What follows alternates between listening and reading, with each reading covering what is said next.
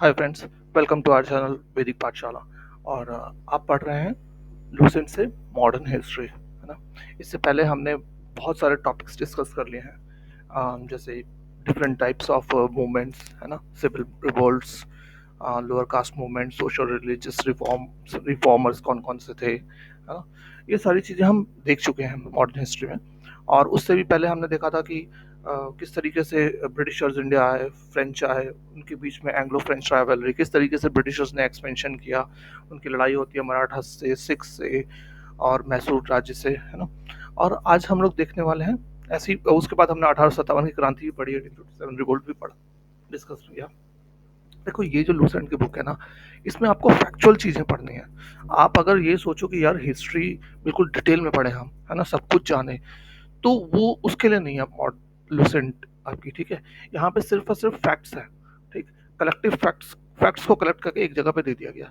तो फैक्ट्स अगर आप याद करना चाहते हो, बहुत बेहतरीन बुक है, बहुत ही बेहतरीन।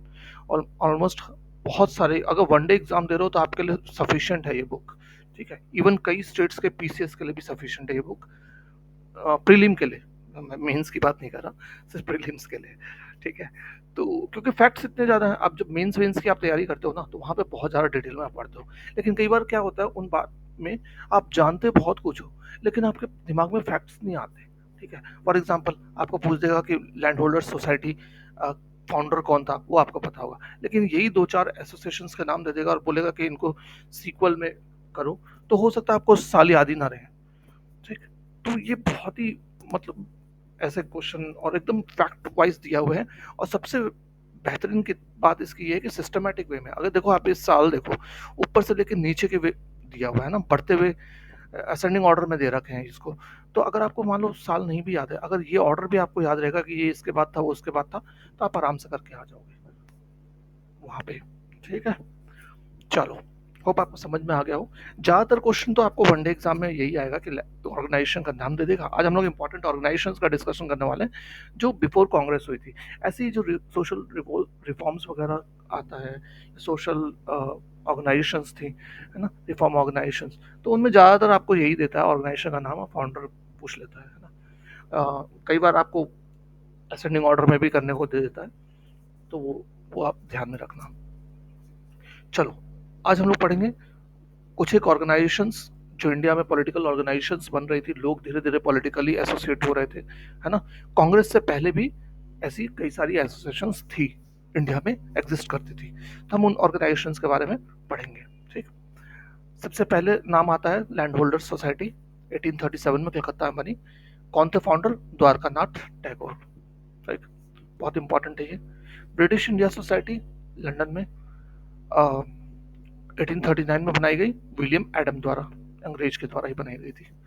ब्रिटिश इंडिया एसोसिएशन, ठीक, result of the merger of one and two, मतलब लैंड होल्डर सोसाइटी और ब्रिटिश इंडिया सोसाइटी को मर्ज कर दिया गया, तो फिर नई एसोसिएशन आ गई, ब्रिटिश इंडिया एसोसिएशन। का कब मर्ज हुई? 1851 में। फाउंडर कौन थे? देवेंद्रनाथ टैगोर जी। मद्रास नेटिव एसोसिएशन, ये इंपॉर्टेंट है, मद्रास में ही हुई 1852 में। कौन थे? मुदालियार जी, ठीक है, सीवाई मुदालियार जी, मुदलियार जी बोलते हैं, मुदालियार नहीं, मुदलियार, ठीक है। मद्रास नेटिव एसोसिएशन, मुदलियार जी। बॉम्बे एसोसिएशन, बॉम्बे में ही होगा, 1852 में हुई थी, ठीक है, जगन्नाथ शंकर सेठ। ईस्ट इंडिया एसोसिएशन, लंदन में, 1866 में, दादा भाई नारोजी। ये इंपॉर्टेंट है, बहुत इंपॉर्टेंट है, ये याद रखना, सबसे ज्यादा इंपॉर्टेंट यही है, ईस्ट इंडिया एसोसिएशन, दादा भाई नारोजी। पूना सार्वजनिक सभा, कई एग्जाम में पूछे जा चुके हैं, ठीक है, बीपीएससी में भी आ चुकी है। मैंने जब बीपीएससी दिया था तो उस समय भी आ रखा था प्रीलिम्स में। 1870 में हुआ था। चिपलुंकर जी, जीवी जोशी जी और राणा डे जी। अब मेरे से ये गलत हो गया था, देखो, मेरे को पता था चिपलुंकर जी और राणा डे जी का पता था, जीवी जोशी जी के बारे में मेरा ध्यान में नहीं आया और मैं गलत करके आ गया था। तो ऐसा आप नहीं करना, है ना। यही मैं समझाना चाह रहा हूँ आपको कि कई बार क्या होता है, इतना छोटा हम समझ लेते हैं ना इन चीज़ों को, कि हम ध्यान ही नहीं देते, एकदम रफली पढ़ते हैं, ठीक है। लेकिन फिर वो छूटता है ना, तो बड़ा रोना आता है। हमारे एक्सपीरियंस का फायदा लो यार, तुम ऐसी गलती मत करना, ठीक। चलो, इंडियन सोसाइटी, 1872 में, आनंद मोहन बोस जी ने। इंडियन लीग, 1875 में शिशिर कुमार घोष जी ने। इंडियन एसोसिएशन 1876 सुरेंद्र नाथ बनर्जी और आनंद मोहन बोस जी ने।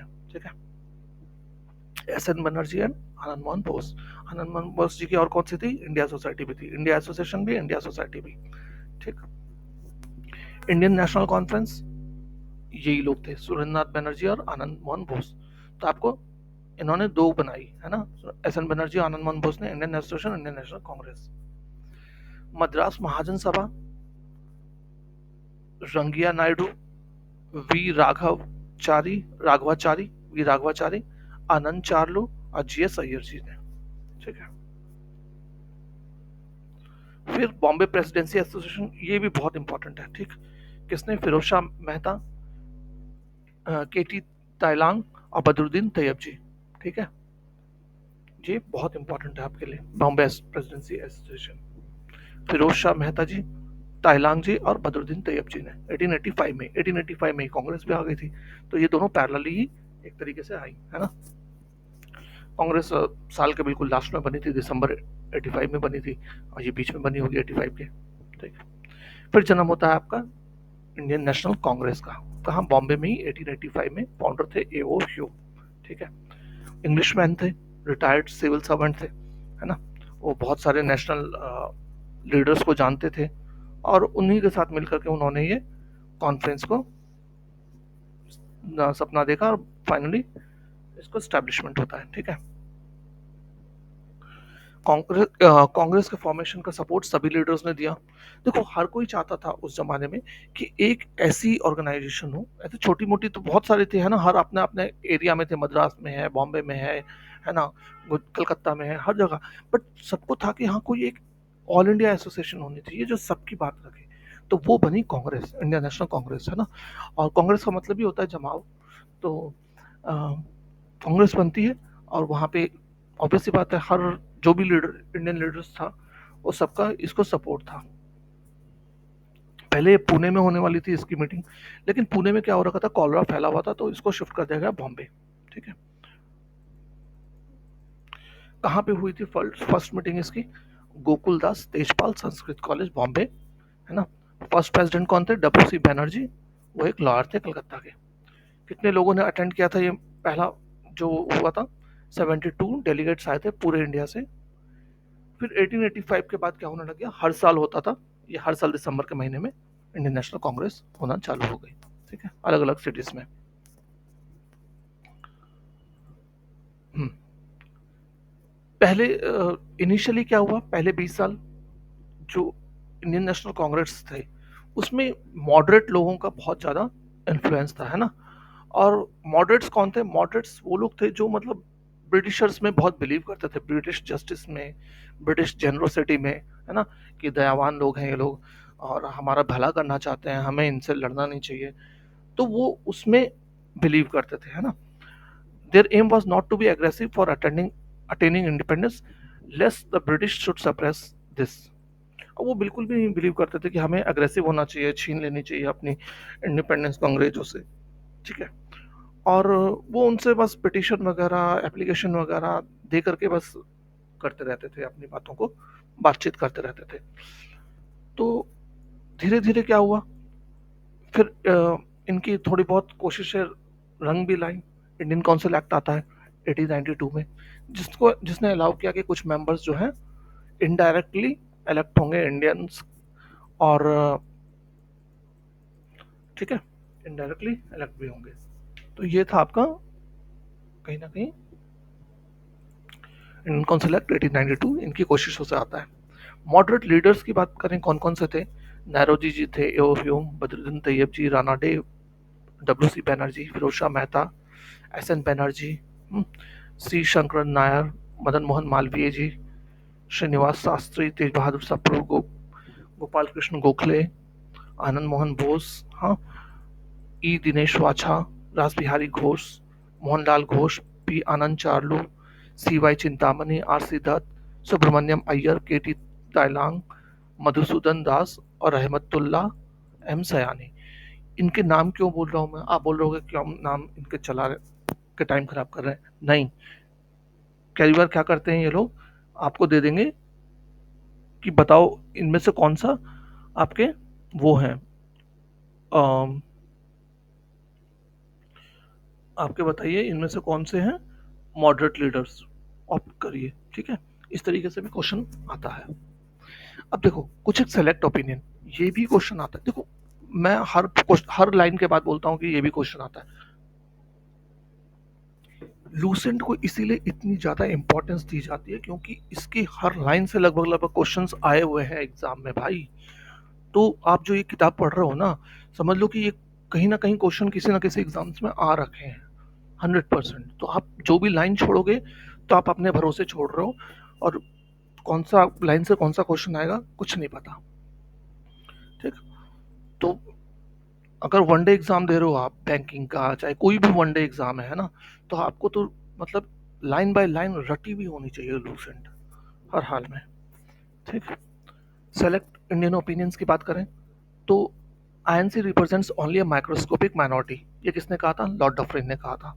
कई बार ऐसे क्वेश्चन आ रखे हैं ये वाले। ठीक, the Congress is tottering to its fall and one of my great ambitions while in India is to assist it to a peaceful demise, lord Curzon ने कहा था। कैसे याद रखोगे? माइक्रोस्कोपिक माइनॉरिटी बोल रहा है तो डफरिन, हाँ, और बोलेगा Congress is tottering to its fall, गिर रहा है, मैं उसको गिरता हुआ देखना चाहता हूँ, तो ये किसने कहा था? कर्जन ने। INC is a begging institute, begging institute Aurobindo Ghosh ji ने कहा था। और INC should distinguish between begging and claim the rights, ये तिलक जी ने कहा था। आईएनसी प्लेइंग विद बबल्स, किसने? बिपिन चंद्र पाल जी ने कहा था। ठीक है, तो इस तरीके से आपका कहीं ना कहीं और आईएनसी का जन्म होता है, और ये कुछ एक इम्पॉर्टेंट ऑर्गेनाइजेशंस थी। ठीक, फिलहाल मैं वीडियो को यहीं पे रोक रहा हूँ। इसके आगे हम लोग देखेंगे एक्सट्रीमिस्ट फेज के बारे में, धीरे धीरे पढ़ना शुरू करेंगे। ठीक है, तो चैनल पे पहली बार आए हो तो प्लीज़ लाइक और सब्सक्राइब कर लो, और अपने वीडियो पसंद आया तो लाइक ज़रूर कर देना, और फ्रेंड्स को भी रिकमेंड करना हमारे चैनल। और थैंक्स फॉर वॉचिंग। जय हिंद।